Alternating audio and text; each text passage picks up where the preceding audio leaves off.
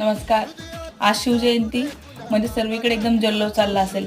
Motorcycle आणि त्या मोटरसायकलपेक्षाही मोठा झेंडा. मग कानात डूल, गळ्यात माळा, पिळदार मिशा आणि त्याला साजेसा फेटा. कसा शोभतोय महाराजांचा मावळा. पण भावांनो, महाराजांचा मावळा फक्त दिसण्याने बनू नका, तर मनानेही महाराजांचा मावळा बना. म्हणजे सुमसाम रात्री जर तुम्हाला एखादी स्त्री दिसली तर ती संधी की जबाबदारी हे ओळखायला शिका.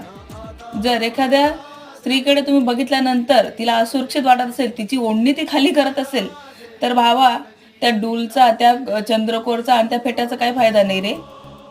तर दिसण्याने नाही, असण्याने महाराजांचा मावळा बना.